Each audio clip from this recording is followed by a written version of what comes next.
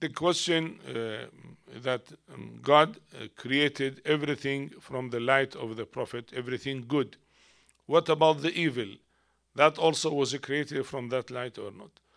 Actually, we discussed that matter in the subject of justice of Allah subhanahu wa ta'ala.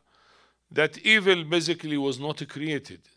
Evil is something negative which is not created, non-existing.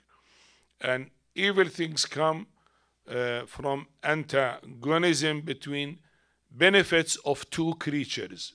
When the benefit of two creatures antagonize each other, then evil is formed. Otherwise, basically, it is not created.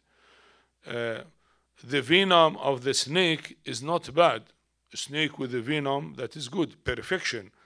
A snake with venom and a snake without venom, naturally, the one with venom is superior.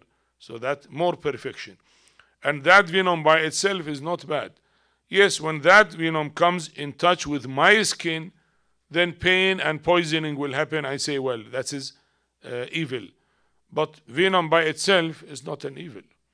Bacteria is not an evil. Bacteria alone is a creation, part of a creation of Almighty God.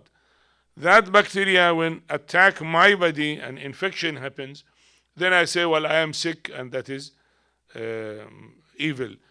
But if bacteria by itself has nothing to do bad. And so on, the rain is good, Okay, that good when it comes to the benefit of, let us say, houses. You say, okay, weak house might fall down, or some animals like ants and others, cockroach, etc., might die and because they are drowned, etc., so become evil for them. Otherwise, rain by itself is not evil. So it is created from antagonism of benefits of two creatures. Otherwise, by itself, there is nothing called evil. Everything is good by itself. Well, there are much more details about that, and we discuss it in a full lecture. If you go to the principles of faith under justice of God, the philosophy of good and evil, there are more details.